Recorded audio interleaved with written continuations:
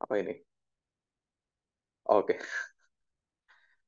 Jadi kalau orang ini penyintas bunuh diri, kemudian dia ingin apply apa untuk ingin mencairkan BPJS, dia tidak valid. Alasannya apa? Karena kalau ya orang bunuh diri kan melukai diri sendiri. Jadi ya kalau BPJS bayarin ya kan malah aneh gitu kan. Logikanya gitu ya. Logikanya kayak gitu. Tapi itu kan sebenarnya ya problematik gitu ya. Kalau orang dia melakukan mencoba bunuh diri dan tidak tahu BPJS karena alasannya dia tuh mungkin melukai diri sendiri, tidak bertanggung jawab dan bagaimana itu kan ya bermasalah karena tidak melihat isu kesehatan mental yang membelakanginya gitu kan ya. Dan karena alasan ini juga beberapa dokter itu kalau misalnya punya pasien dia ini merupakan suicide survivor atau melakukan percobaan bunuh diri, itu dilaporin sama dokternya nggak bunuh diri, nggak ada pelaporan kalau ini melukai diri sendiri atau coba bunuh diri. Ya karena dokter pengen bantu pasien gitu biar valid dari BPJS-nya.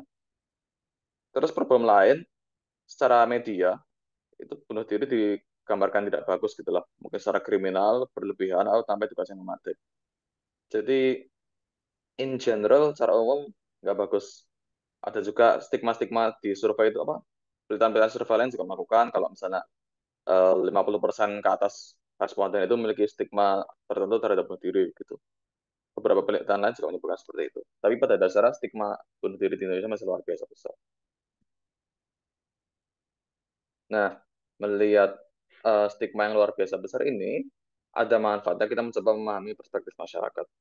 Kenapa? Karena kalau kita memahami perspektif atau diskusi masyarakat mengenai bunuh diri, ini berarti kita dapat mengembangkan strategi kebijakan dan intervensi yang lebih peka pada konteks budaya. Misalnya Indonesia itu kan negara yang religius gitu lah ya. Dan kita pun nggak perlu ngambil data aja, mungkin kita udah ngerti kalau orang itu ngomongin bunuh diri, mesti seringkali dikaitkan dengan agama gitu lah. Kita nggak usah ngambil data, udah ngerti kan? Karena saya ngerasa hampir semua orang ya punya anekdot seperti itulah. Ngomongin bunuh diri, dikaitin agama, dan seterusnya. Dan itu salah satu contoh konteksnya kental di Indonesia. Dan kalau kita ingin membuat treatment atau intervensi atau policy yang tepat sasaran di Indonesia, ya berarti kita perlu insight insight insight culture spesifik yang ada di Indonesia. Yang ini tidak di cover penelitian arus utama. Yang biasanya mungkin ya stigmatisasi bunuh diri atau masalah sosial bunuh diri, tapi mungkin aspek culture spesifik ini tidak diangkat. Nah, cara melakukannya bagaimana? Kita lakukan riset melalui internet. Nah, kalau kita ingin memahami perspektif masyarakat, kita bisa ngambil survei macam-macam gitu ya. Tapi kan itu ada keterbatasan-keterbatasan tertentu ketika kita melakukan survei. Kalau kita bisa mengambil data dari internet, ngambil data dalam skala masif, misalnya dari Twitter gitu, kita bisa dapat juga perspektif masyarakat yang ini dalam skala yang besar, dan ini tidak ada bias-bias yang biasa terjadi kalau kita misalnya menanyakan pertanyaan ke seseorang, atau kita melakukan survei gitu. Nah, dan berdasarkan ya dari sudut penelitian saya aja ya, dan dari sudut acaranya ini, kita melihat perspektif tentang suicide ini dari internet, terutama dari secara spesifik dari Twitter.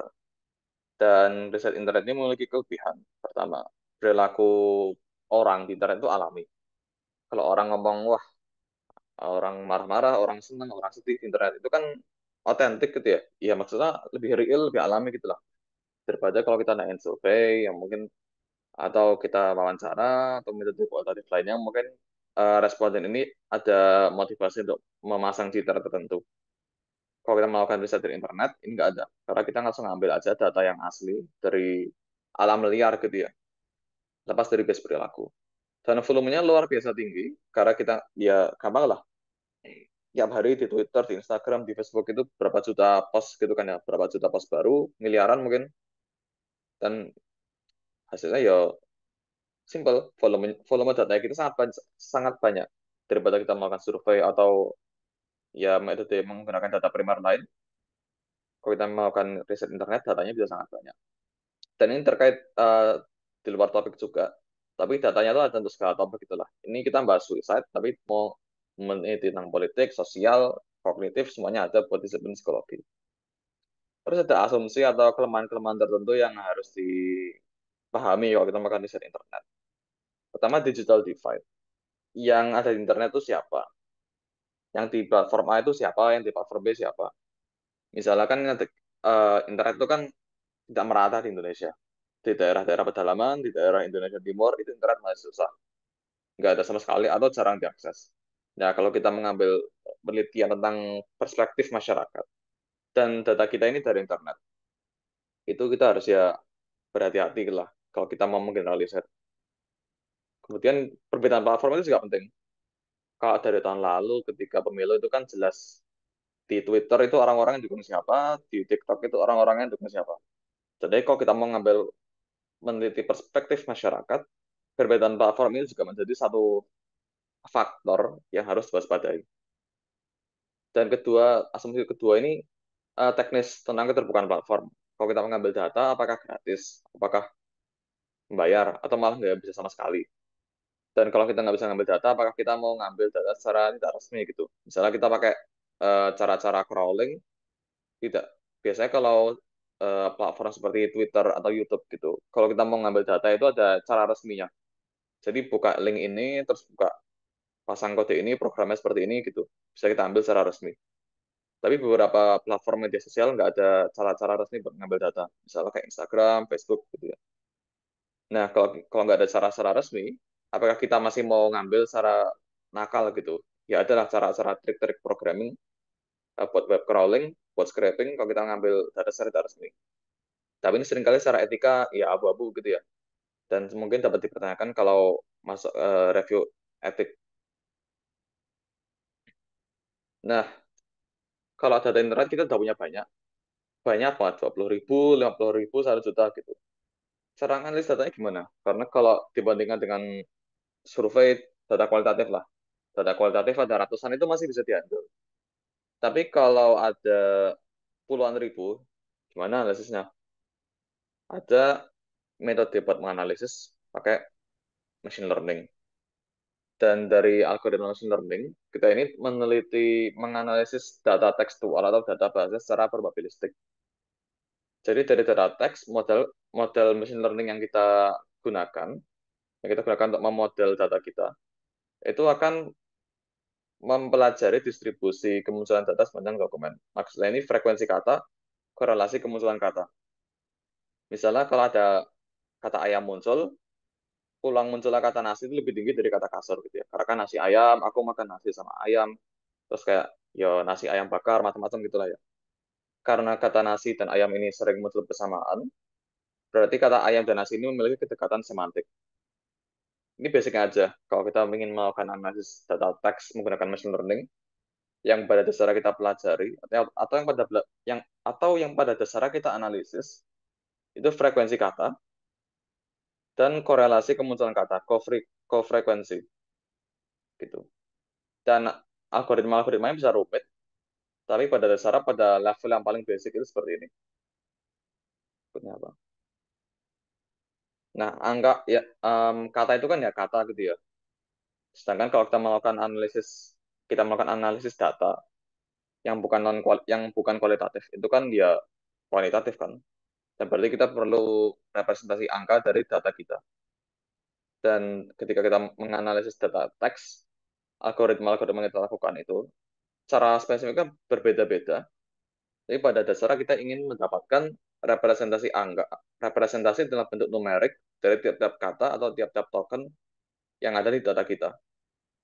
Misalnya, kalau data kita meneliti satu dokumen, dokumen itu punya 10.000 kata unik. Jadi bisa aja tiap-tiap kata unik itu kita assign angka asal gitu. Angka kata pertama 0, kata kedua 1, kata kedua 3, dan seterusnya. Sampai kata terakhir, angkanya 10.000. Dan setelah kita memiliki representasi numerik ini, kita dapat menganalisis data kita secara matematis menggunakan berbagai algoritma machine learning. Mungkin teknis algoritmanya nggak usah saya bahas terlalu dalam di sini. Tapi secara basic, secara intuitif seperti itu. Dan representasi numerik ini seperti tadi saya sebutkan juga dapat berupa probabilitas atau frekuensi tiap kata gitu.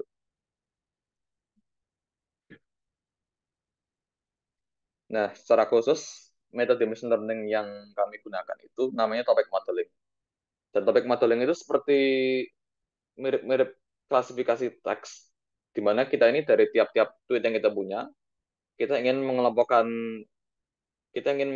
tiap-tiap tweet ke kategori tertentu. Jadi berbagai tweet yang sama itu masuk kelompok yang sama.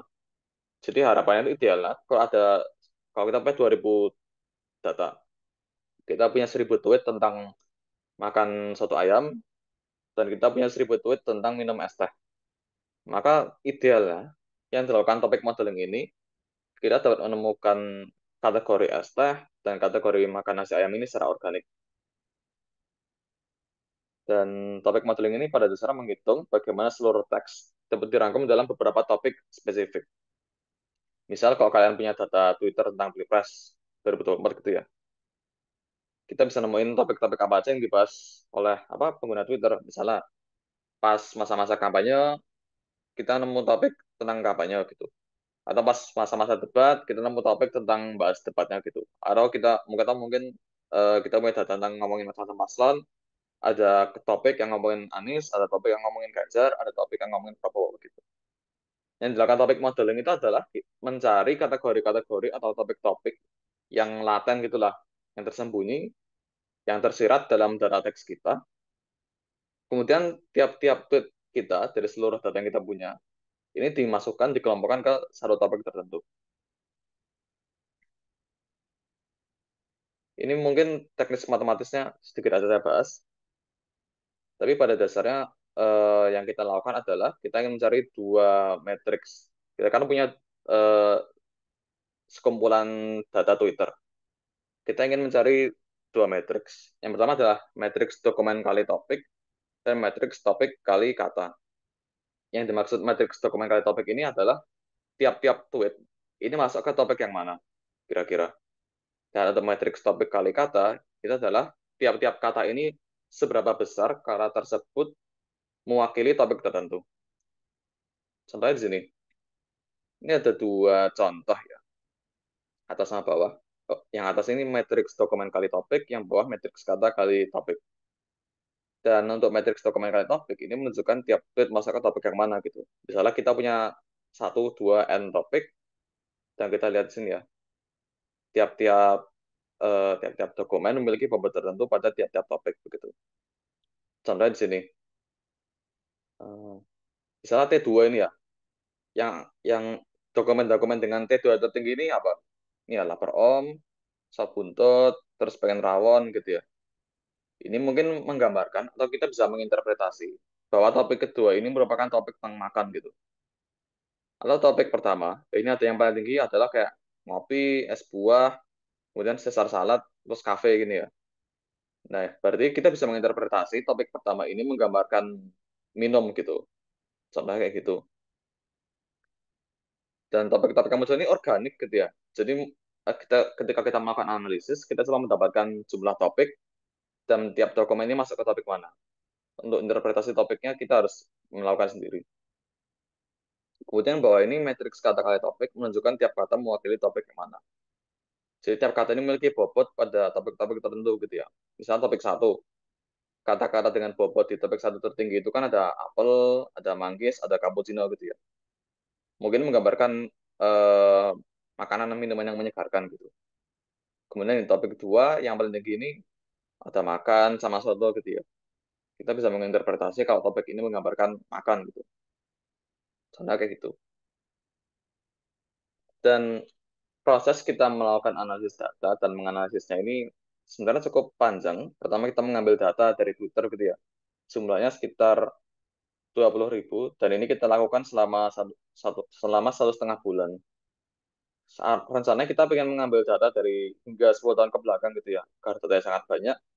Tapi karena ada keterbatasan platform yang baru gitu ya, kita hanya bisa mengambil data 7 hari ke belakang.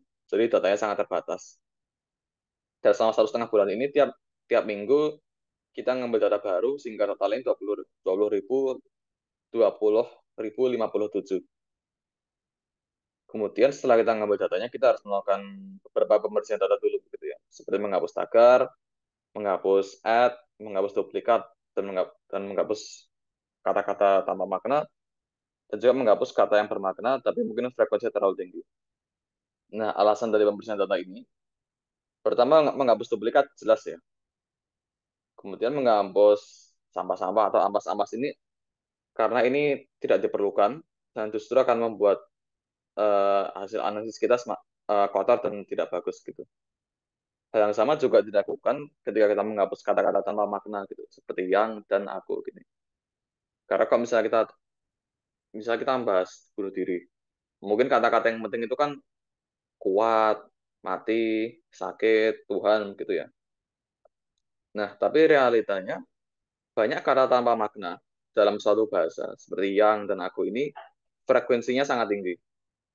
Dan kalau kita memiliki dan kalau kata-kata seperti ini masih ada di data kita, kalau kita analisis hasilnya justru akan kotor gitu. Karena kita akan melihat data-data kata-kata yang tidak bermakna dan nggak penting ini justru terlihat sangat dominan. Jadi kata-kata seperti ini kita hapus. Dan yang kita hapus juga kata-kata bermakna, tapi frekuensinya terlalu tinggi. Karena kalau kita temukan hasil analisis kita ini terlalu bias kepada kata-kata ini. Kata mati dan kata orang ini kan punya makna lah ya. Dan maknanya mungkin relevan untuk topik sendiri. Tapi karena jumlahnya terlalu besar, itu justru kita menemukan bahwa hasil-hasil analisis kita ini ada bias ke kata-kata seperti ini. Dan ini hasil singkatnya. Kalau tadi saya jelaskan kan kita memiliki matriks kata kali topik gitu ya. Dan dari matriks kata kali topik ini kita analisis lebih lanjut, kita ambil kata-kata dengan bobot-bobot tertinggi dari tiap-tiap topik. Dan ini dari satu topik 1 sampai 11 ini, yang kami tunjukkan di sini ialah kata-kata yang paling mewakili topik tersebut. Misalnya kata topik pertama ada life, topik kedua ada thing, gini ya. Terus ini ada scare, story, friend. Terus di bawah ini ada kayak berkaitan dengan dosa, surga, neraka gitu ya. Kemudian di 4 ada kayak lelah, capek gitu ya. Capek, capek terus pengen bunuh diri misalnya. Di topik 5 juga ada sang Tuhan, God, human, hamba, servant, relation, cinta, doa, gini ya. Dan seperti saya sebutkan tadi, topik-topiknya ini kan nggak ada labelnya gitu ya dari mesinnya. Dari hasil analisis nggak ada ini topiknya apa. Dan kita harus menginterpretasi sendiri. Tapi kalau ini kan beberapa mudah diinterpretasi gitu ya misalnya. Topik 3 dan topik 5 ini jelas membahas ketuhanan, keagamaan, dan spiritualitas gitu. Topik 1 ini mungkin membahas eh, hidup itu berat misalnya. Topik kedua ini membahas berpikir, overthinking gitu ya. Misalnya kayak ini kan yang sangat apa kata-kata yang dominan ini think, brain, otak, pikir, terus gila gitu ya. Topik 7 ini ada kayak ketakutan misalnya. Yang nomor pertama ketakutan, terus kayak diiringi juga dengan kata-kata seperti surga, neraka, siksa kubur, dukun gitu ya. Sebenarnya seperti itu. Dan ini bahkan ada kayak kumpulan orang-orang miso gini ya di topik 11 ini. Ya orang stres, orang depresi gitu ya, terus ya marah-marah gitu. Dan topik 11 ini menggambarkan ini berbagai tweet yang isinya ya orang-orang frustrasi dan marah-marah gitu. Dan lebih lengkapnya bisa rekan-rekan lihat di paper yang saya kirim di chat juga ya. Nah, kemudian sedikit tentang hasilnya. Jadi ya banyak ekspresi lah di media sosial. Kayak dari sini kan kelihatan sangat ekspresif. Ada yang marah, ada yang sedih, ada yang takut, sangat ekspresif. Jadi Twitter ini memiliki peran mungkin sebagai ruang yang aman ya bagi individu-individu yang memiliki keinginan untuk diri, untuk mereka cerita, bagi-bagi unek-unek, mungkin atau mengeluarkan frustrasi dan mencari dukungan gitu. Tapi pada momen yang sama, platform seperti Twitter itu juga mengekspos mereka pada stigma dan respon-respon negatif. Contohnya di sini ya, ini ngapunten ya, udah saya jadi bahasa Inggris karena di papernya itu bahasa Inggris. Di topik 1 misalnya, ini ada orang yang ingin berdiri gini ya, don't lecture me about life, bla bla bla bla bla. Terus ini ya, misalnya ini, I don't want to waste my life, you only get one life, so I just to girl yourself. Ini kan stigmatis gitu ya. Maksudnya kan mungkin ini memiliki sentimen negatif, perspektif negatif terhadap orang yang ingin bunuh diri atau orang yang bunuh diri, orang yang sedang melakukan bunuh diri. Bawahnya juga ini, bawahnya ini justru kontras gitu ya. Kalau yang di atas ini sentimen negatif terhadap orang-orang yang bunuh diri, Yang poin justru sebaliknya mereka eh, sentimen positif atau mendukung terhadap orang-orang yang ingin bunuh diri. Ini orang yang ingin bunuh diri adalah mereka yang paling ingin hidup gitu. Mereka hanya menunggu ada orang datang memberitahu mereka kalau hidup mereka ini bermakna. Jadi kan dua hal yang sangat kontras gitu ya. Di atas ini stigmatis, di bawah sportif.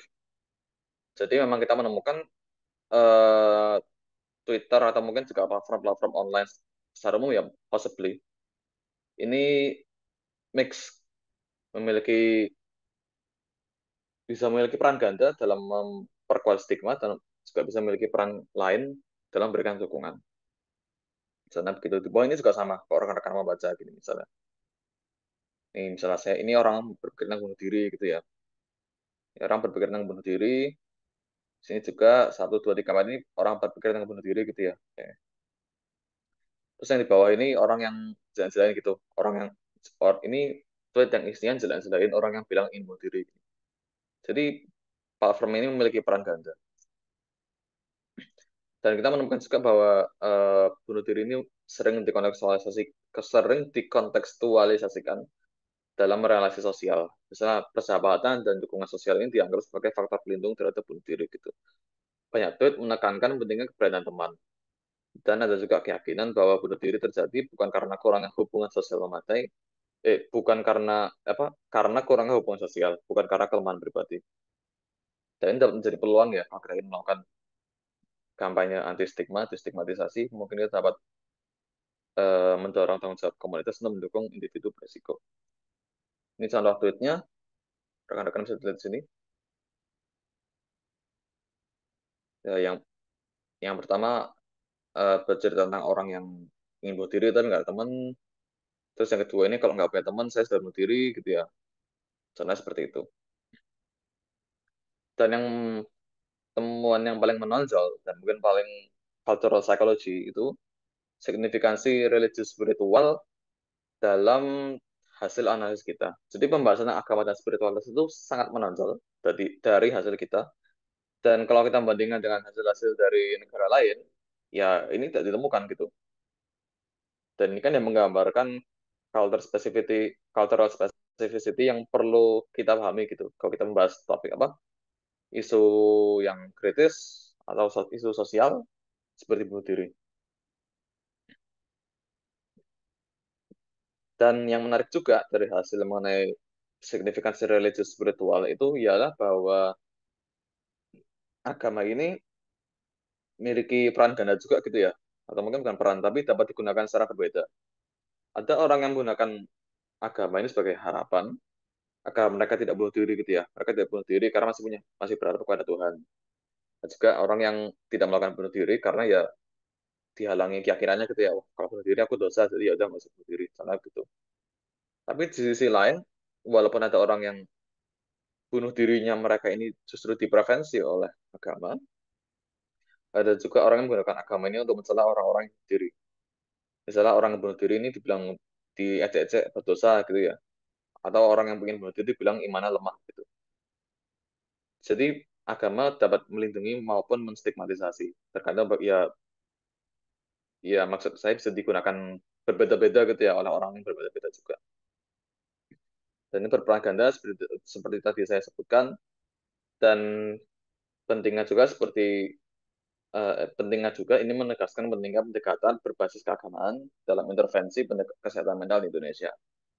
Kalau misalnya orang Indonesia kan religius dan menurut saya ya sangat sangat sangat possible kalau orang ya depresi ingin bunuh diri mereka bercerita ke teman atau mereka mendatangi seorang psikoterapis, mereka ini ingin bisa feeling mereka dikontekstualisasikan dengan agama mereka, dengan agama dan keyakinan mereka. Ini intuitif saja ya, ini intuitif saya. Tapi kalau saya melihat hasil penelitian saya, menurut saya itu sangat mungkin gitu. Dan metode intervensi yang plausible tidak hanya menekankan larangan agama gitu ya, tapi juga menawarkan dukungan dan empati kepada individu yang berisiko. Kalau seorang teman datang ke kita atau datang ke seorang psikoterapis cerita ingin bunuh diri, bla bla bla gitu ya, bagaimana kita dapat mengkontekstualisasikan agama teman kita dan mungkin agama kita sendiri gitu. Sehingga kita harus membantu teman kita tersebut. Bagaimana agama ini dapat di framing secara suportif dan empatis pada individu-individu yang berisiko. Ini contoh hasil hasil kami, karena kan bisa lihat di sini dan kalau lebih lengkap yang nggak lebih lengkap sih di paper yang saya kirim juga ada gitu.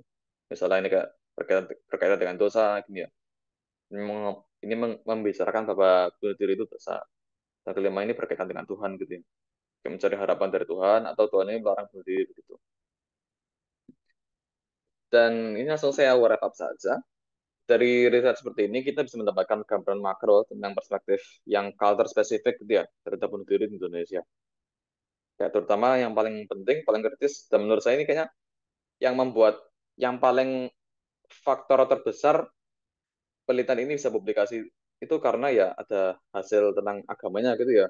Jadi hasil culture spesifik yang relevan, menarik, dan signifikan gitu.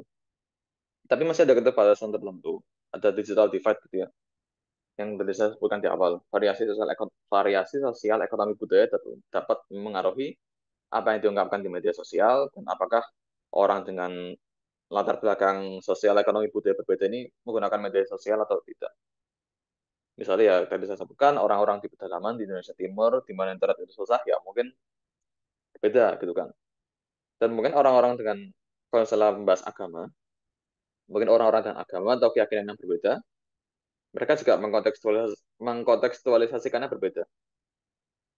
Kalau saya lihat tuh em, mungkin ini ya, mungkin dari agama Islam dan Kristen kontekstualisasi agamanya berbeda. Mungkin dari agama Islam dengan Hindu atau Islam dengan Buddha atau Hindu dengan Buddha itu kontekstualisasinya berbeda. Dan mungkin ada variasi-variasi kultural yang itu juga tidak tampil pada Twitter. Meskipun aspek agama ini culture spesifik dalam hal Indonesia, ya Indonesia kan multikultural dan sangat mungkin ada granularitas yang tidak tertangkap dari analisis kita. Dan berkaitan juga sulit menetapkan persebaran kedaerahan untuk suatu tweet atau topik berkaitan dengan digital divide juga ya. Pendapat ini muncul dari mana? Dari Jawa atau dari luar Jawa? Kalau dari Jawa dari sebelah mana? Luar Jawa sebelah mana gitu ya. Keterbatasan. Dan riset internet itu berpotensi sangat besar untuk mempelajari perspektif masyarakat gitu ya. Dari hasil ini aja kan cukup ilustratif. Kalau gambaran in average diskusi tentang bunuh diri di Indonesia itu seperti apa. Dan mungkin kalau rekan-rekan tertarik, ide-ide yang dapat dieksplor itu terkait dengan pemantauan opini publik, misalnya data bisa viral, atau monitoring kesehatan mental masyarakat misalnya. Misalnya kita melihat data dari Twitter dari bulan ke bulan, melihat eh, diskusi atau tweet misalnya tentang bunuh diri, ini mungkin naik atau tidak, mungkin berubah atau tidak topiknya gitu. Ini dapat menjadi salah satu cara untuk melakukan monitoring kesehatan mental. Dan mungkin sekian saja dari saya gitu ya. Sebenarnya ini ya, sebenarnya saya bukan ahli topik suicide gitu ya. Kalau di UGM sendiri kan ada Budiana, terus ada Mbak Adel gitu ya. Dan iya Budiana dan Mbak Adel itu kan dia lebih ahli terkait topik bunuh diri gitu ya daripada saya. Dan di sini sebenarnya saya juga baru masuk gitu. Dan mungkin saya lebih ngerti ke big datanya gitu. Tapi kalau rekan-rekan punya pertanyaan ya monggo. Oke, baik, siap. Makasih banyak Mas Afrizal untuk pemaparannya. Tadi banyak sekali ya terkait dengan metode juga. Saya rasa teman-teman yang masih background psikologi kayaknya cukup awam ya dengan metodenya gitu. Bahkan saya sendiri yang ya cukup eh, fokus di cyber kayaknya juga masih sedikit memproses gitu. Oke, sebenarnya dari saya banyak pertanyaan, tapi mungkin saya utamakan dulu untuk rekan-rekan peserta di sini untuk bertanya begitu. Jika ada pertanyaan boleh lewat kolom chat ataupun raise hand. Di sini sudah ada yang bertanya nih, Mas, dari Kak Nurul Istiqomah.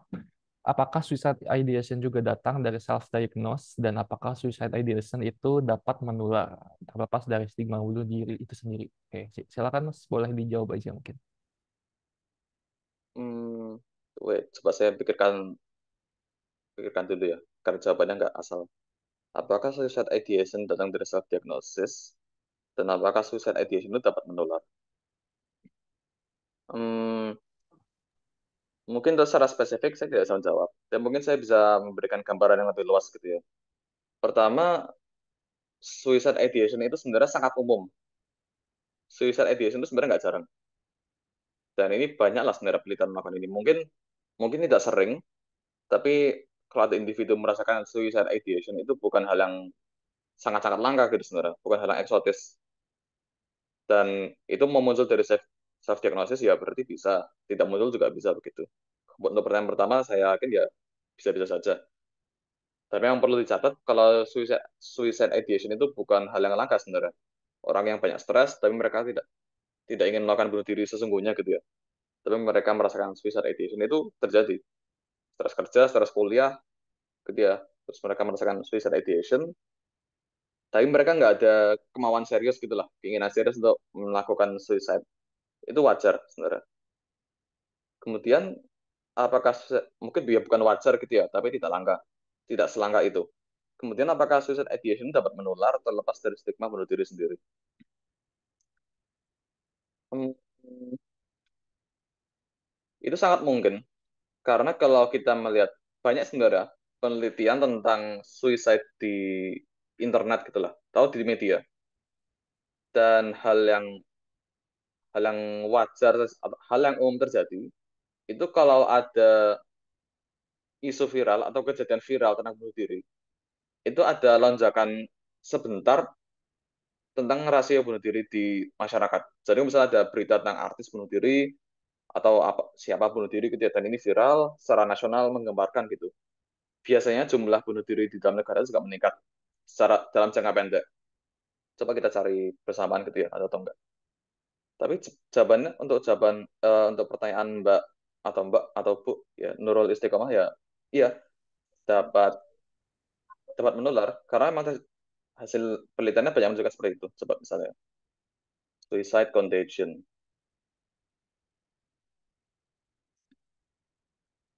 Internet saya agak lambat ya, tapi mungkin Mbak Nurul kalau tertarik lebih lanjut bisa mencari topik tentang ini, suicide contagion. Coba ya kita lihat singkat contoh-contoh saja. Oh, ini penelitian dari 2024. Coba kita baca bersama abstraknya ya. Agak lambat sih.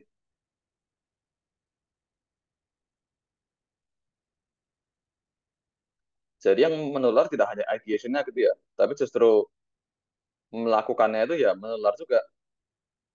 Coba kita lihat.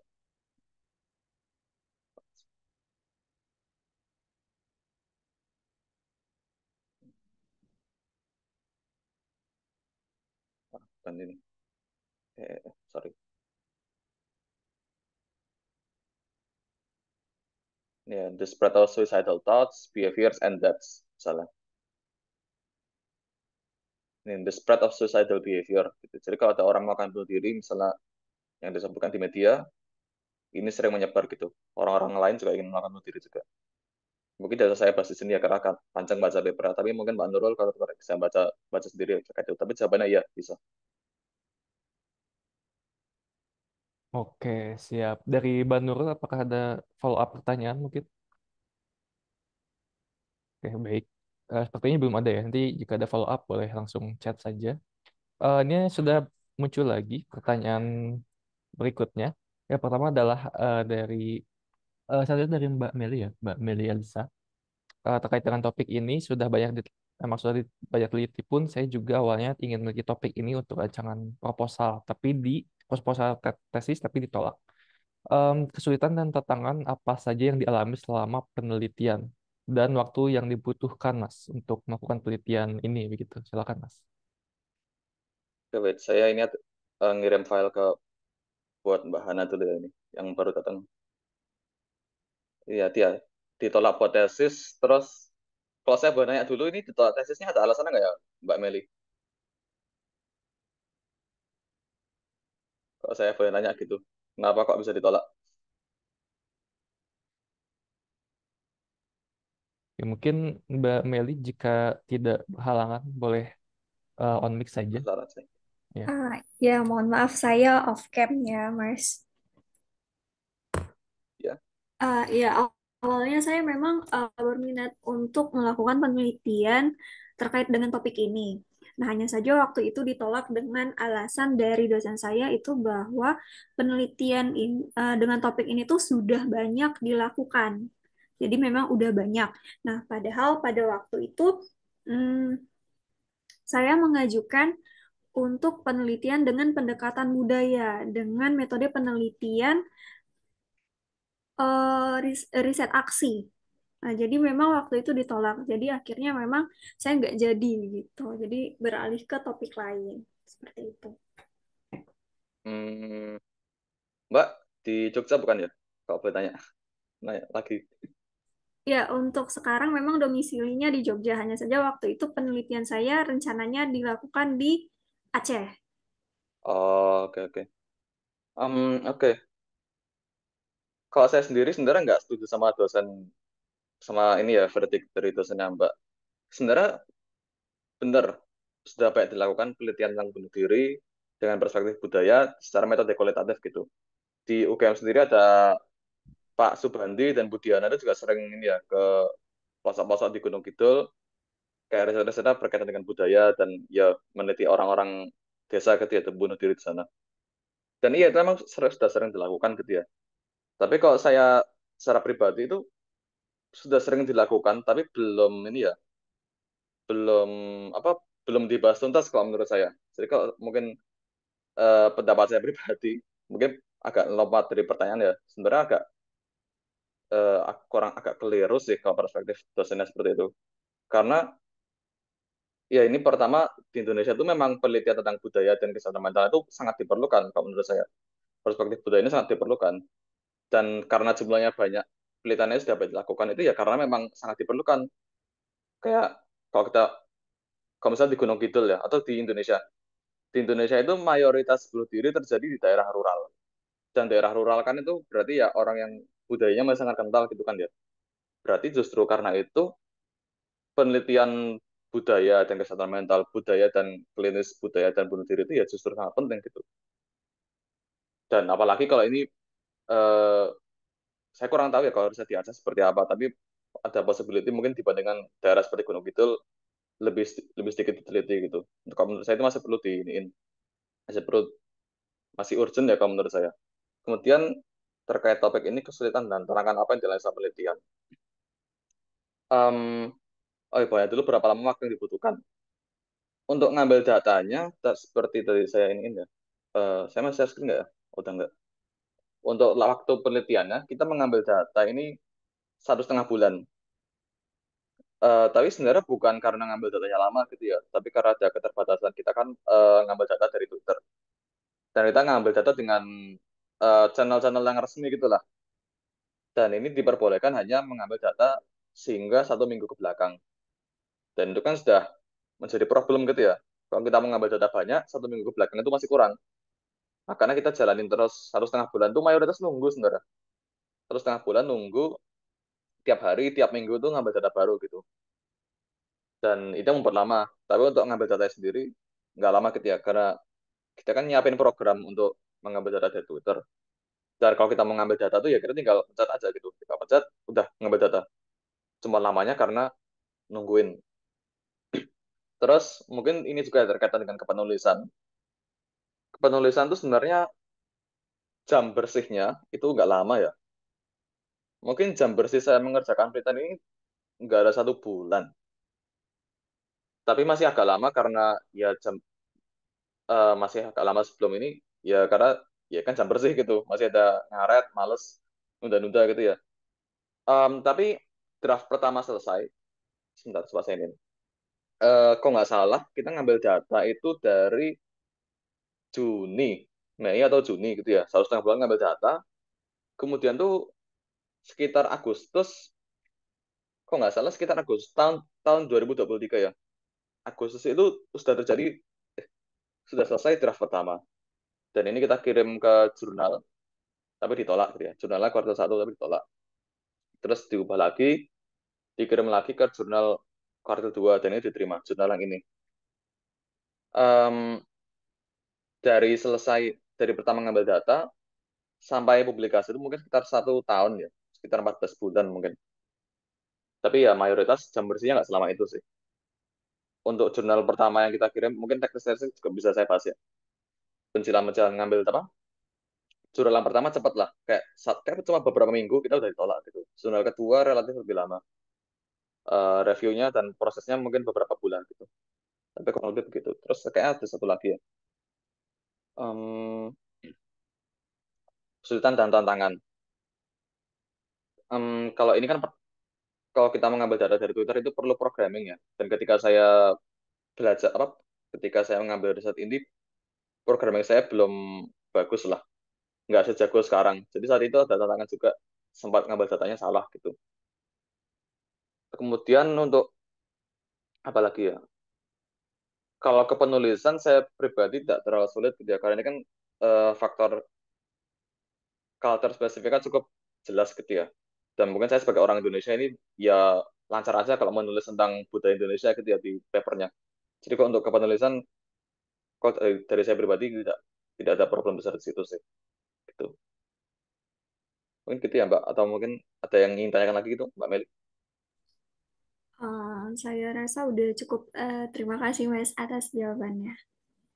Oke, terima kasih juga Mbak Meli pertanyaan. Oke, baik. Terima kasih Mbak Meli dan Mas Afrizal. Ini ada tanggapan lagi dari Kak Uin Junaidi ya. Menurut saya bagus sebagai orang Aceh melihat bagaimana keadaan di Aceh. Kalau di sini yang dikenal ya maksudnya mungkin eh, yang dikenal dengan realitasnya, namun ada saja kabar tentang suicide namun tidak diekspos begitu. Ini mungkin lebih ke tanggapan gitu ya dari Mas Win gitu. Dari Mas Afrizal mungkin ada tanggapan dulu untuk pernyataannya. Dan ini ya selaras dengan ini sih. Penelitian yang salah satu penelitian kunci yang saya kutip itu yang mengatakan bahwa hanya 1 dari 8 kasus bunuh diri itu dilaporkan gitu. Mungkin karena stigmanya cukup besar gitu ya Mas Win, Mas Junaidi. Possibly seperti itu ya. Dan memang sangat penting untuk meneliti eh, ya perspektif secara kultural itu seperti apa yang membuat stigmanya sangat kental atau membuat orang-orang mungkin agak merasa malu atau merasa itu merupakan suatu hal yang aib gitu ya. Jadi ya balik lagi seperti risetnya Mbak Meli yang terkait bunuh diri di Aceh itu sebenarnya menurut saya sangat penting. Oke, baik. Terima kasih banyak Mas Afrizal. Mungkin dari rekan-rekan ada yang ingin bertanya kembali untuk em, Mas Afrizal begitu.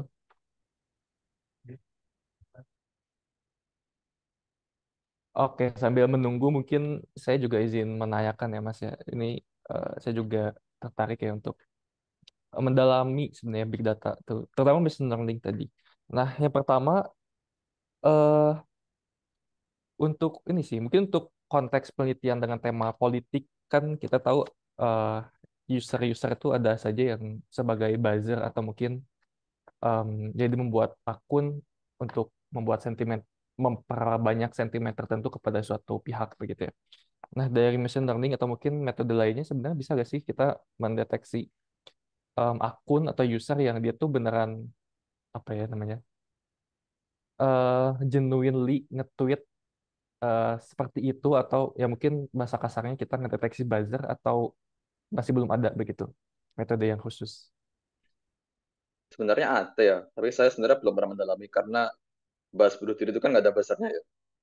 Kalau kok nggak salah riset yang dokter Terawan itu ya, kalau sama Abu Dan itu ada kayak bahas-bahas ngefilter buzzer, tapi saya belum mendalami itu. Tapi biasanya ya, cara untuk ngefilter buzzer itu kalau kita buat data tentang akunnya, misalnya kalau kita bisa ngambil data tentang follower, ngefollow siapa, jumlah followernya berapa, kemudian akunnya dibikin kapan gitu kan ya.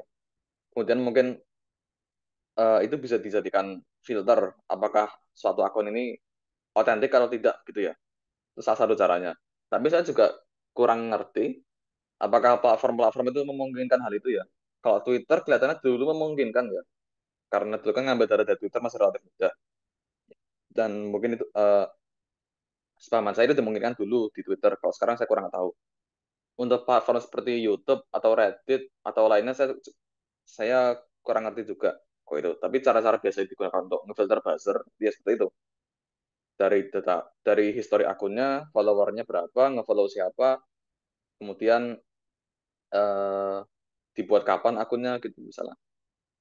Dan secara linguistik ya, ini seharusnya kita juga bisa ini ya melakukan metode machine learning untuk mengklasifikasi teks gitu ya. Kan machine learning itu kita bisa gunakan metode machine learning untuk mengklasifikasi teks. Misalnya teks ini emosinya positif atau negatif gitu ya. Itu salah satu contohnya. Atau ini spam atau bukan.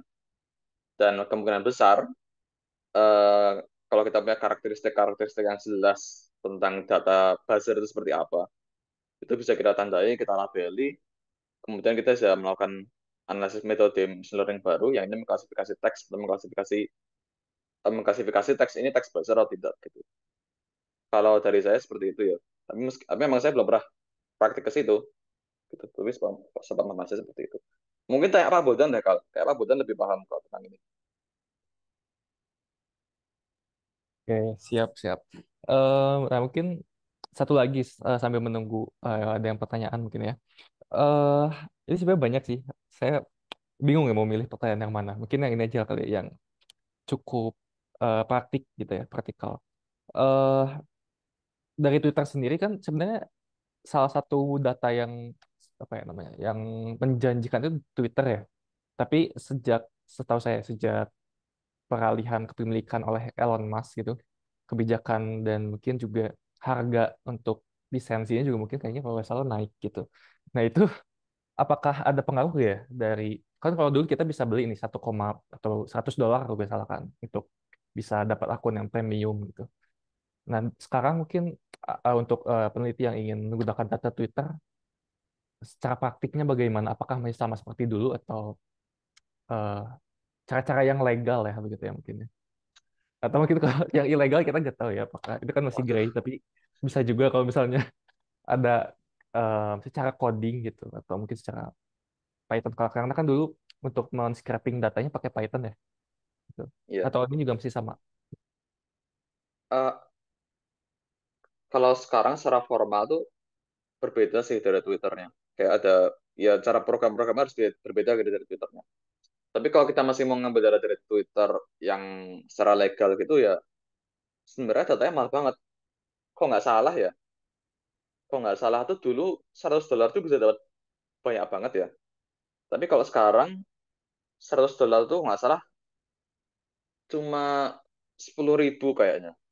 Dan tapi kan kalau kita dapat 10.000 data, itu kan sebenarnya banyak sampahnya kan. Dan kalau dari penelitian saya kemarin, itu kan yang saya laporin datanya 20.000 gitu ya. Tapi sebenarnya itu data yang sudah dibersihin gitu.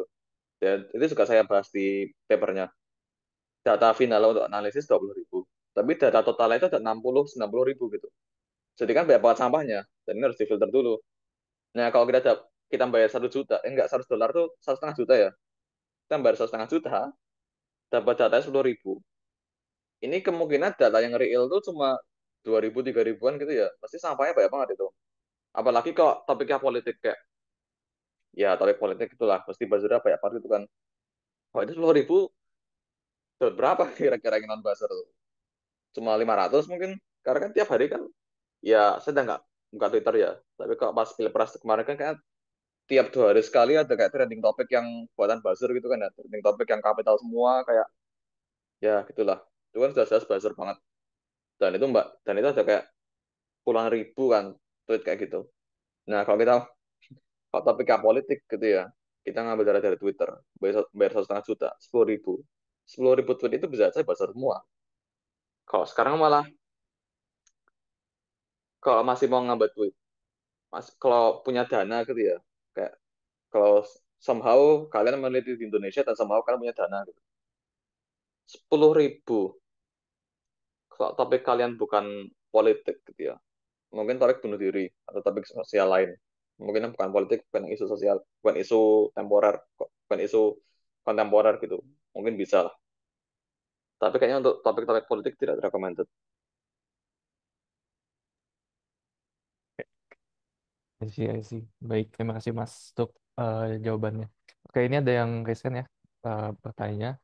Silakan mungkin langsung. Oh, Selamat sore, Mas Faikal, Mas Afrizal. Suaraku kedengeran nggak? agak kecil Masuk, sih, masuk, tapi Mas. masih aman ya. Jadi gini kedengeran? Mas Afrizal, saya sepertinya juga orang lama juga di CICP ya, kayak Faikal gitu. Dan kemarin juga saya dengar-dengar Mas Afrizal ikut konsinyasi ya dengan Mas Faikal dengan proyek yang mana saya nggak tahu. Dan tapi saya berharap itu juga segera rampung gitu ya dan terpublish gitu agar ada penelitian-penelitian baru begitu. Nah, ini berkaitan dengan pertanyaan saya yang pertama. Jadi, eh, apakah ada kategori misalnya ini kan isu ya, isu-isu yang ada di media sosial ini segar atau tidak gitu kayak misalnya Faikal kemarin yang meneliti tentang Mas Mas Beci gitu. Nah, Mas Beci itu kejadiannya misalnya di tahun berapa, kemudian kita segera mengambil data itu di hal yang di waktu yang dekat dengan kejadian itu, kemudian kita mengolahnya misalnya 2 tahun kemudian. Nah, apakah kira-kira itu masih istilahnya kalau sudah terkapitalisasi oleh Scopus, apakah ini masih seger nih untuk dipublikasikan nih gitu, atau untuk isu politik misalnya isu debat capres gitu, saya dengar karena Faikal kemarin tertarik dengan eh, isu-isu di debat capres. Nah, itu kan ini tahun 2024, ini tahun 2025 dilakukan, kemudian baru di submit di publisher itu 2026 misalnya, apakah itu dikatakan segar begitu. Nah, kemudian sebagai sesuatu sebagai dunia yang baru bagi saya, big data, dunia digital ini dunia yang baru tapi nyata gitu, seolah-olah udah nyata karena risetnya sudah luar biasa. Dan di psikologi benar tadi Faikal sangat jarang gitu. Pertanyaan mungkin agak ke Mas Afrizal, apa tuh yang mendasari kok tentang bunuh diri begitu? Apakah memang angkanya selalu melonjak begitu? Apakah tadi juga beberapa kali menyebut tentang menyebut terkait Gunung Kidul begitu. Gunung Kidul kan memang kalau kita baca di data, kemudian paper-paper penelitian, misalnya riset asosiat kami itu Mas Noer meneliti tentang penelitian di Gunung Kidul, kalau tidak salah ada 3 paper tentang penelitian di Gunung Kidul bunuh diri. Dan benar tadi bahwa religiositas itu bisa menjadi 2 hal yang bisa sangat memicu atau bahkan menghentikan gitu. Nah, apa tuh yang mendasari Mas Afrizal ini ke bunuh diri gitu, tidak seperti Faikal yang ke politik yang trennya mungkin naik turun begitu. Ampun, terima kasih Mas. Oke, Berdasari kebunuh diri itu kayak ini ya, kayak oke. waktu Saya wrap up dulu mungkin ya. Jadi ada 2 pertanyaan mungkin dari Mas Rifan. Ada yang pertama terkait kesegaran datanya. Kedua terkait kenapa Mas Afrizal memilih topik bunuh diri begitu. Baik, silakan Mas. ini Mas siapa sih namanya? Yus gitu aja. Mas YUS. Yus. Ya, itu ada zoom saya sebenarnya satu ini biar agak rame. Oh, Em, oke. Yang kedua dulu ya. Itu sebenarnya saya disuruh Pak Budon aja, kayak Zal, kamu teliti tentang suicide gitu. Ya udah gas. Sebenarnya ya saya juga ini sebelumnya nggak punya topik ke situ kan ya, ke bunuh diri. Tapi ya kelihatannya saya bisa melakukan riset di situ. Dan kelihatannya ini sangat urgent untuk Indonesia gitu ya. Dan ya saya juga ngerasa mampu lah melakukan riset ini. Jadi ya udah saya lakukan saja. Sebenarnya ya tidak berkaitan dengan minat yang spesifik ke bunuh diri sih. Cuma kayak faktor-faktor eksternal aja yang mendorong ke situ. Tapi kan kalau hasilnya bisa jadi publikasi dan bisa menjadi informasi yang bermanfaat gitu ya, menjadi insightful gitu ya, saya kira ya akhirnya ya positif juga gitu kan. Tapi sebenarnya ini sih nggak kayak Faikal atau Pak Budan gitu ya, yang kayak minatnya mancing-mancing kontroversi terus gitu ya risetnya. Saya nggak ke situ sih. Terus yang pertama tuh kesegaran topik ini sebenarnya mesti ini ya, kayak ditanyain Bu Wendy gitu ya, ini bisa publikasi atau enggak gitu kan. Kayak risetnya banyak, ini bisa publikasi apa enggak ini, tanyain Bu Wendy, tanyain wakil dekan gitu ya. Masih Bu Wendy kan wakil dekan. Ya, tapi wakil dekan 1 ya sekarang Bu Enti ya. Oh, ganti posisi. Iya, geser wakil dekan 3 Bu Ditya sekarang. Jadi kemarin sempat ditanya tuh, oh ini yang ikut konsinyasi itu Afrizal gitu ya. Ya, kayaknya harus Hmm. main ke CICP Mas. Bagas sih, saya juga mikir kapan bisa main nih. Monggo Tapi monggo. mm, em, kalau kesegaran topik ya, itu tergantung di papernya. Ini framingnya seperti apa. Kalau nge-framing semua ini masalah yang panas ya, mesti ya ditolak lah, karena kan cuma panas gitu kan. Tapi kalau dalam psikologi kan kita kayak mencari insight psikologis apa yang bisa didapatkan gitu kan ya. Kalau misalnya dari riset Dr. Terawan, itu menunjukkan misalnya ini ya, riset di CSIP tentang kontroversi Dr. Terawan selama COVID. Ini sudah lama banget, kayak mungkin orang-orang Indonesia juga udah lupa siapa Terawan gitu kan. Tapi karena ini mungkin membahas ini ya, membahas mungkin aspek-aspek kultural dalam dalam Indonesia tentang dan mungkin tentang kurangnya literasi sains atau trust kepada sains gitu di Indonesia. Karena ada aspek-aspek yang lebih mendasar, lebih esensial daripada isu itu sendiri. Jadi ya topik itu menurut saya panas atau enggak relevan situ. Karena ya intinya itu, ya pada topik panas itu kan ada sesuatu yang sangat manusiawi gitu ya. Dan yang kita teliti itu kan sebenarnya bukan topik itu. Yang kita teliti bukan topik panas itu, tapi ya komponen aspek-aspek primitif yang manusiawinya itu apa gitu. Ya, jadi saya rasa kalau ditanyain Mbak Diti atau yang wakil dekan ini publikasi atau enggak ini udah bertahun-tahun tuh ya santai lah. Bukan tentang topiknya sih, tentang ini kayak ya mau datanya mau diolah seperti apa datanya. Ini mau dilanjutin ke risetnya kayak datanya udah berdebu ini di gudang ini mau diseriusin atau enggak nih kayak, masalah itu aja. Tapi kalau terkait topiknya masih panas atau enggak, aman lah gitu Mas Yus. Oke, dari Mas Yus, apakah menjawab atau ada follow up mungkin? Ya, ini lagi-lagi karena sesuatu yang baru. Lagi-lagi karena sesuatu yang baru di dunia saya ya, atau di benak saya big data atau riset dilakukan di ruang maya itu kan uh, benar-benar fresh gitu. Jadi uh, agak bingung tapi ya menjawab lah. Karena memang saking barunya ini di CICP itu nanti akan ada ada dua sisi lagi ya untuk angkringan dengan tema big data ya Faikal ya di bulan kalau nggak salah bulan Mei juga Pak Buldan juga yang analisis keterlibatan orang Indonesia terkait narasi-narasi anti komunis gitu ya. Nah itu bulan Mei tapi kok saya kepingin gesernya itu sekalian di bulan September gitu ya setelah 30S peringatan 30S gitu ya. Kayak kita akan nyoba gitu. Nah, sesuatu yang baru gitu. Eh, tapi cukup dan keren Mas Afrizal sekali lagi saya tunggu di kami tunggu di CICP ya. Hah. Oke. Oke, baik. Apakah ada pertanyaan lagi mungkin dari audiens? Oke, jika tidak ada mungkin sebelum menutup saya ada pertanyaan penutup mungkin untuk Mas Afrizal. Yang pertama terkait karena ini banyak dengar-dengar ya dari researcher terkait big data itu eh, ketika submit ke suatu jurnal tuh bahkan reviewernya pun masih awam gitu terkait metodenya. Di jurnal nasional pun seperti itu gitu. Waktu itu juga saya sempat submit juga kan ke jurnal nasional dan dari reviewernya pun bertanya ini seperti apa spesifiknya dan detailnya seperti apa gitu. Nah, saat Mas Afrizal submit ke jurnal yang Omega ini, sebenarnya feedback dari reviewernya seperti apa sih? Apakah em, berkaitan dengan metodenya kah atau mungkin dari segi kontennya begitu. Nah, kemudian yang kedua terkait dengan machine learning, mungkin untuk rekan-rekan yang ingin belajar machine learning, mungkin dari Mas Afrizal ada sedikit apa ya, ada sedikit bukan tips sih apa ya namanya kayak saran gitu, dimulai dari mana dulu dan kita bisa belajar machine learning sebenarnya di mana sih? Karena kan kalau di psikologi kan ini apa ya, tidak ada di pelajarannya ya begitu. Mungkin itu aja sih Mas.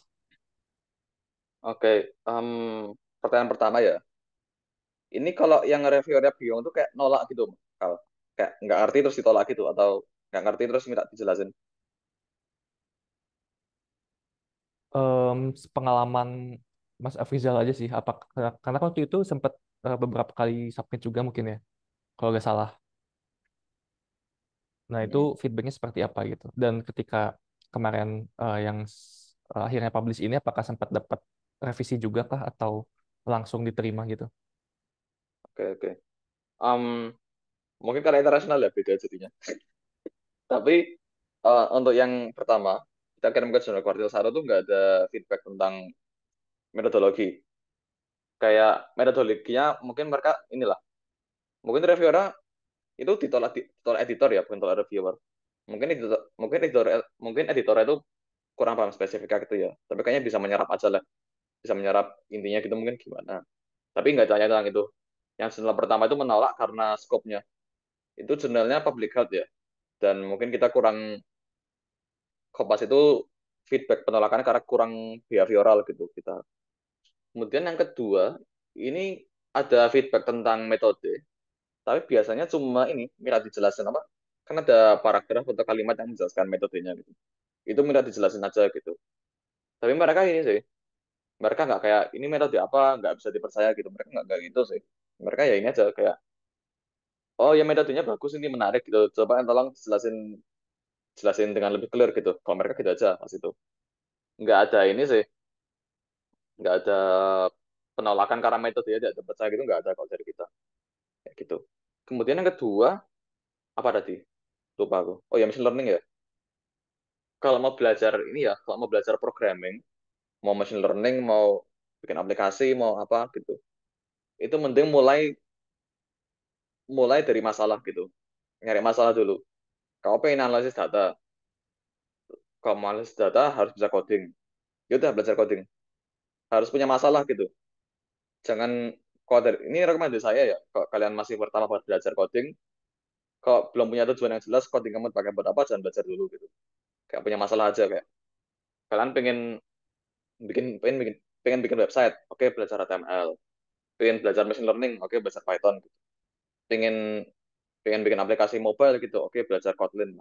Jadi harus punya masalah dulu kalau kalian belajar coding, mau machine learning atau bukan gitu ya. Terus kalau teknisnya mau belajar programming, em, sebenarnya AI sekarang sudah kuat ya kalau mau programming. Misalnya kalian minta gini, tolong bikinin kode Python buat ngambil data dari Twitter jumlahnya 1.000 dengan kata kunci bunuh diri gitu misalnya. Itu bisa. Kalau kalian masih awal-awal mulai banget gitu ya, kalian mintain aja buka website, buka AI gitu ya, minta bikinin kode, tulisin buat kalian. Terus kalian benerin, kalian rapiin gitu ya, sambil belajar dikit-dikit gitu. Jadi learn as you go gitu. Belajar coding sambil praktik langsung. Sekarang mudah banget bantu AI. Saya juga ini, pas riset ini kan ya sangat nggak jago gitu ya, sangat nggak dong, nggak mau dengan gitu codingnya gimana. Akhirnya ya itu, apa? Saya saya belajar dikit-dikit, saya tanya apa ngobrol-ngobrol sama AI-nya gitu lah, minta bikin kode yang melakukan A, B, C, D, E gitu. Terus saya bisa akhirnya. Ya, jadi di awal-awal ini ya ketika masih belajar sangat tergantung gitu ya. Tapi nanti kan phasing out kalau kan sudah sering makan nanti bisa sendiri tanpa dibantunya AI gitu. Tapi dia gitu aja. Pertama punya masalah dulu, punya tujuan yang jelas mau ngapain, mau machine learning, mau bikin web, mau bikin apa gitu ya. Terus yang kedua, sekarang ini AI sudah canggih gitu. Ini bisa kalian pakai buat bantu kalian nulis kode gitu. Kode saya gitu. Kalau saya juga, kalau kamu belajar coding agak lama gitu ya, kalau dari saya sendiri, itu caranya kalian minta AI bikinin kurikulum gitu. Kalian mau belajar Python, mau belajar JavaScript, kan buka AI, minta tolong bikinin kurikulum buat belajar Python, minta bikinin kurikulum buat belajar JavaScript, kayak gitu, biar terstruktur. Terus kok kalian sambil baca, sambil belajar, kalau bingung tanya dikit gitu. Mungkin itu aja sih dari saya. Oke, baik. Terima kasih banyak, Mas Afrizal. Berarti dulu kan pakai GitHub ya, seringnya. Berarti sekarang bisa cari di AI langsung ya. Maksudnya Iya, bisa menanyakan ke bro. AI. Kayak gitu. Oke. Oke, baik. Terima kasih, Mas Afrizal. Mungkin ini kesempatan terakhir kali ya dari audiens sebelum kita foto bersama. Apakah ada pertanyaan?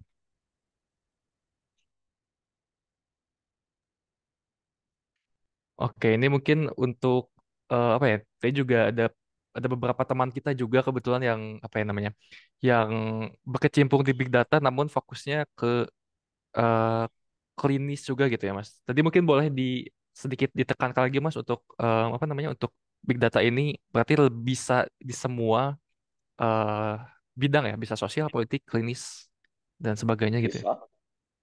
Bisa. Cuma ini aja. Ya, kalau pakai data media sosial ya, ya kalian pintar-pintar nyari kata kunci gitu lah.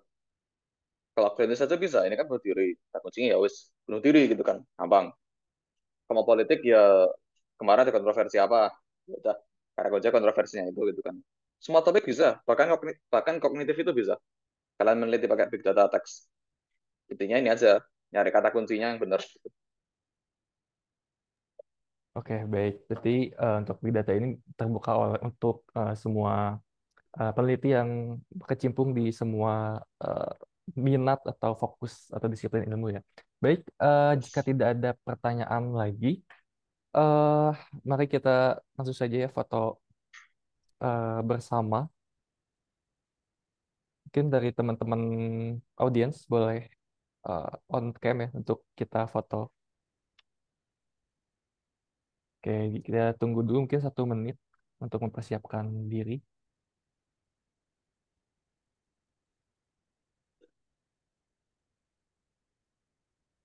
Oke, oke, baik. Apakah ada yang ingin on cam lagi mungkin? Kita tunggu 5 detik ya. 5, 4, 3, 2, 1. Oke, sudah cukup. Mungkin kita langsung fotokan saja. Mungkin dari admin boleh tolong untuk difotokan. Saya instruksikan. 3, 2, 1. Oke, gaya kedua mungkin ya. eh Gaya bebas, masih gaya bebas. 3, 2, 1. Oke, terakhir mungkin gaya apa ya? CICP mungkin cek boleh. Oke, 3, 2, 1. Oke, terima kasih banyak em, Mas Afrizal dan rekan-rekan yang sudah hadir pada sore kali ini. Semoga ilmunya bermanfaat dan juga aplikatif ya untuk ke depannya. Oke, baik. Terima kasih banyak Pak Mas Afrizal dan juga sudah memberikan ilmunya pada sore hari ini. Dan semoga kita bisa bertemu lagi di lain kesempatan. Oke, terima kasih banyak Mas. Boleh meninggalkan ruangan. Thank you.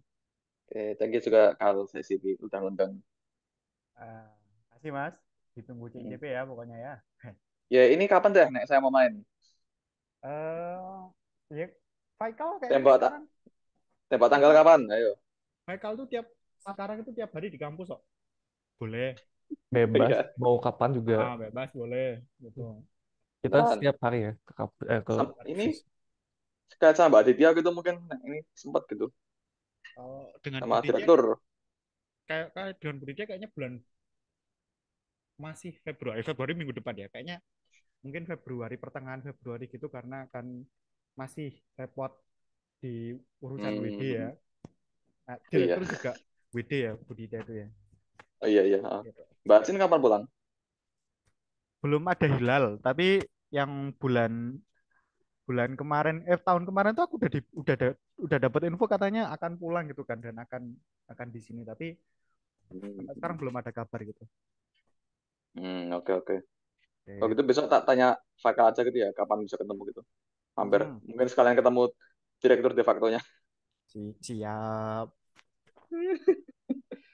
Oke, Status sip. quo. Sangat politis sekali kan? Hah? Kenapa? Maksudnya gimana? Ya sangat status quo bahasa-bahasa status quo. Ya Allah, ini recording.